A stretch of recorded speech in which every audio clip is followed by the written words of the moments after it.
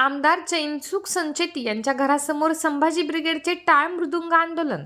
ओला दुष्काळ जाहीर करून कर्जमुक्ती करण्याची प्रमुख मागणी.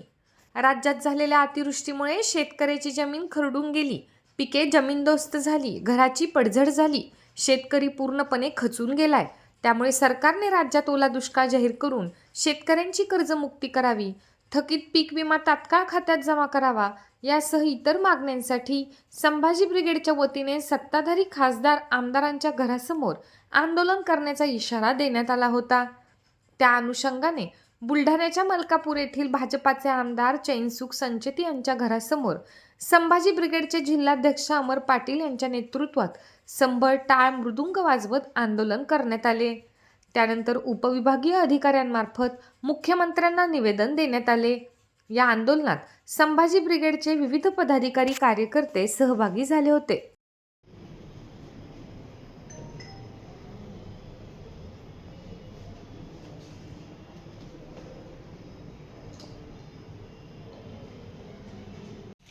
जय जिजाऊ. सध्या संपूर्ण महाराष्ट्र अस्मानी संकटाशी झुंजत आहे. हा अस्मानी संकट एवढं कोसळलं की संपूर्ण बळीराची शेती खरडून गेली, गावाचे गाव पुराखाली डुबले. परंतु अद्यापही या असंवेदनशील सरकारला त्याची कुठलीही जाण नसल्याचं दिसून येत आहे. हे फक्त पंचनामे करायच्या मागे लागले आहेत आणि आज लोक कित्येक पुराचे गावं जे डुबले आहेत ते लोक उपाशी आहेत. त्यांना अन्नापासून सुद्धा लोक वंचित आहेत आणि शेतीचं उभं पीक सडलेलं आहे. तरी आम्ही आज संभाजी ब्रिगेडचे सन्माननीय ॲडव्होकेट मनोजदादा आखरे प्रदेशाध्यक्ष यांच्या आदेशानुसार महाराष्ट्रातील सर्व आमदार खासदारांच्या घरासमोर एक आमचं टाळ मृदंगाच्या गजरात संबळ गिंबळ वाजून आमचं आंदोलन सुरू आहे.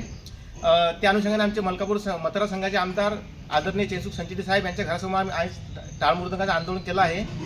या आंदोलनाच्या माध्यमातून आमच्या सरकारला एकच सांगणं आहे की तुम्ही सरकार मायबाप आहात. आज जनता वाऱ्यावर जात आहे.